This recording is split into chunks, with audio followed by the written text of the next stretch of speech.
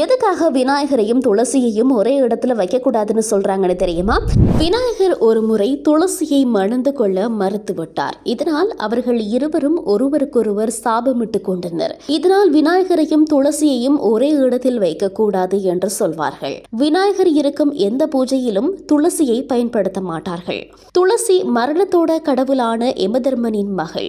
அவர் தன் இளம் வயதுல விஷ்ணுவோட தீவிர பக்தியாக இருந்தாங்க.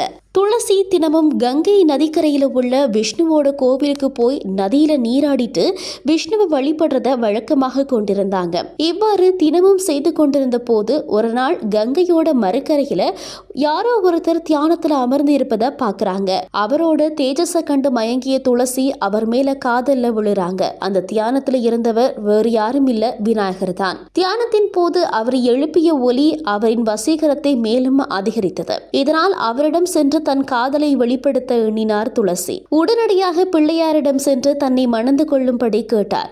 இதனை சற்றும் எதிர்பார்க்காத பிள்ளையார் அமைதியாக துளசியின் காதலுக்கும் திருமணம் பற்றிய வேண்டுகோளுக்கும் மறுப்பு தெரிவித்தார். துளசி அதற்கு காரணம் கேட்டபோதுதான் தன் தந்தை சிவபெருமானுக்கு எப்படி பார்வதி தேவி சிறந்த துணையாக இருக்கிறாரோ அதே போல தானும் தனக்கு தன் அன்னையை போல இருக்கும் பொருத்தமான பெண்ணையை திருமணம் செய்து கொள்ள முடியும் என்று கூறினாராம். விநாயகரின் இந்த பதில் துளசியின் கோபத்தை அதிகரித்தது.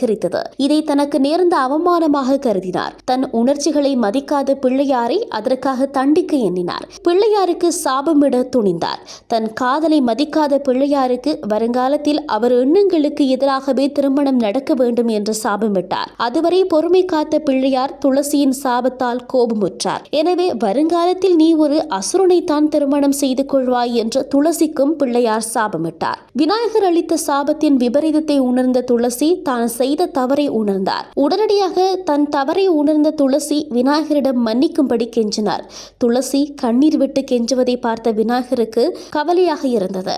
பிள்ளையார் தான் அளித்த சாபத்தை வரமாக மாற்றினார். அதன்படி விஷ்ணுவின் அருளால் துளசி புனிதமான ஒரு துளசி செடியாக மறுபிறவி எடுப்பாய் எனவும் விஷ்ணுவை உன்னை கொண்டு பூஜிப்பார்கள் எனவும் கூறினார். ஆனாலும் நீ என்னிடம் இருந்து எப்போதும் விலகித்தான் இருப்பாய், என்னை உன்னை கொண்டு பூஜிக்க கூடாது என்று கூறினார். அதன்படி துளசி அரக்கர்களின் மன்னனான ஜலரந்தனையே மணக்க நேரிட்டது. அரக்கனான ஜலரந்தன் செய்த தவறுகளுக்காக பின்னாளில் சிவபெருமானால் வதைக்கப்பட்டான். அதன்பின் தானும் புனிதமான துளசி செடியாக பிறந்தார். இன்றைக்கும் விநாயகர் பூஜைக்கு துளசியை பயன்படுத்தாமல் உள்ளதன் காரணம் இதுதான்.